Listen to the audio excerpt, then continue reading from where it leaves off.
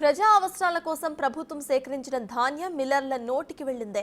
ప్రజా ధాన్యాన్ని అడ్డంగా బుక్కేసిన మిల్లర్ల వద్ద నుంచి ధాన్యం రికవరీ చేయడం ఇప్పుడు ప్రభుత్వానికి పెద్ద టాస్క్ లానే మారిపోయింది అని చెప్పాలి. గత ప్రభుత్వ అవినీతి పాలనకు ఇది మరో నిదర్శనంగా నిలుస్తోంది. వేల కోట్ల రూపాయల విలువ చేసే ధాన్యాన్ని మిల్లర్లు సింపుల్ గా మింగేసి చేతులెత్తేస్తున్నారు.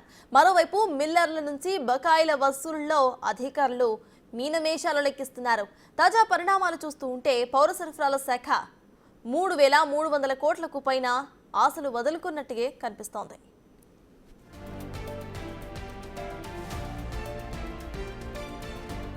ప్రభుత్వం పౌర సరఫరాల సంస్థ ద్వారా 2022-23 యాసంగిలో 65 లక్షల మెట్రిక్ టన్నుల ధాన్యాన్ని సేకరించింది.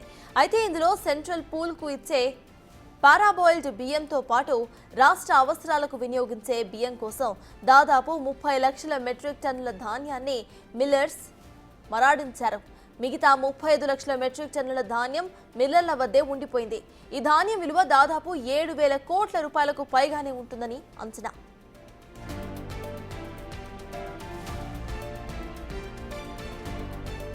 అయితే మిల్లర్లు అప్పటికే తమ వద్ద ఉన్న ధాన్యాన్ని అక్రమంగా అమ్ముకోవటం, మిల్లింగ్ చేసి బియ్యాన్ని సరిహద్దులు దాటించేయటం చేశారని తెలుస్తోంది. కాంగ్రెస్ అధికారంలోకి వచ్చాక సీఎం రేవంత్ రెడ్డి, మంత్రి ఉత్తమ్ కుమార్ రెడ్డి మిల్లర్ల వద్ద ఉన్న వేల కోట్ల రూపాయల విలువ చేసే ధాన్యంపై ఫోకస్ చేశారు. ధాన్యం రికవరీ చేయాల్సిందేనని నిర్ణయించారు.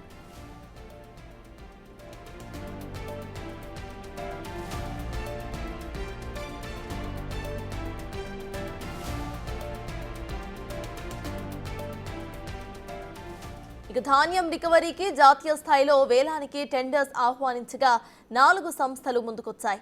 రికవరీ చేయాల్సిన ధాన్యానికి బదులు అప్పటి ధాన్యం విలువకు అదనంగా 200 రూపాయలకు పైగా చేర్చి వసూలు చేసినట్టుగా ఆరోపణలు ఉన్నాయి.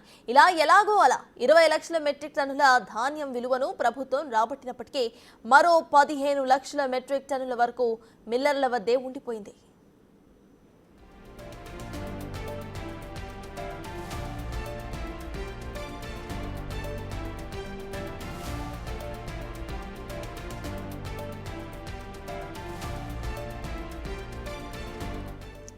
అయితే మిల్లర్స్ వద్ద బకాయిగా ఉన్న మిగులు బియ్యాన్ని వారు వేలం ధాన్యంగా పేర్కొంటున్నారు.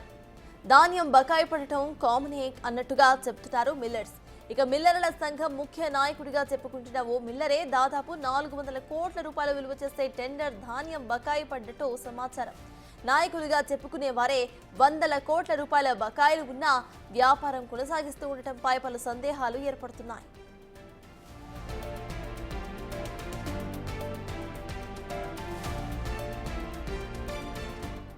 ఇక మిల్లర్ల అడ్డగోలు ధాన్యం స్కామ్ పై ప్రభుత్వం సీరియస్ అయింది. ధాన్యం బకాయిలు చెల్లించని మిల్లర్లపై క్రిమినల్ కేసులు పెట్టేందుకు సిద్ధమైంది.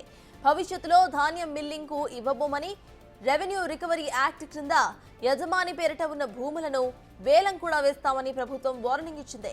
దీంతో మిల్లర్స్ తాము విక్రయించిన ధాన్యం నుంచి కొంతమేర రికవరీ చూపించి తాత్కాలికంగా తప్పించుకున్నారు.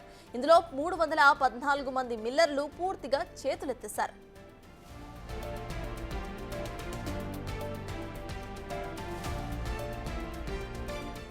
తమ వద్ద ధాన్యం లేదు, దానికి సమానమైన సొమ్ము కూడా లేదని తెగేసి చెప్తున్నారు కొంతమంది మిల్లర్లు.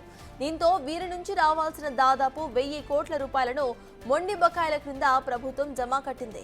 దీంతో వారిపై చర్యలకు ఉపక్రమించింది. నర్సాపూర్లోని ఓ మిల్లర్కు చెందిన 1.31 ఎకరాల భూమిని 2.12 కోట్ల రూపాయలకు వేలం వేసింది ప్రభుత్వం. ప్రతి జిల్లాల్లో కొందరిపై కేసులు కూడా నమోదయ్యాయి. అయితే ఏమైందో ఏమో తెలియదు కానీ మిల్లర్లపై చర్యలు నిలిచిపోవడంతో పాటు ధాన్యం కేటాయింపుల్లో కూడా షరతులతో కూడిన సడలింపులు వచ్చేశాయి. ఈ నేపథ్యంలో మిల్లర్ల వద్ద నుంచి రావాల్సిన 3,300 కోట్ల బకాయిలు ఇప్పట్లో రికవరీ అయ్యే అవకాశం కనిపించడం లేదని తెలుస్తోంది.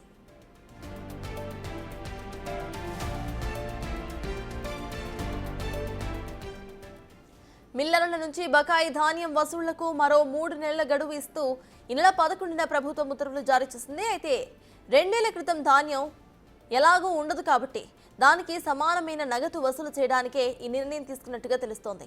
అయితే 314 మంది మిల్లర్స్ ఇప్పటికే చేతులెత్తేశారు. 3 నెలల కాలంలో ఎంతమంది చెల్లిస్తారో తెలియని పరిస్థితి నెలకొంది. కఠిన చట్టాలను ప్రయోగిస్తే తప్ప మిల్లర్స్ తిన్న సొమ్మును కక్కేందుకు అవకాశం లేదని అభిప్రాయాలు కూడా వెలువడుతున్నాయి.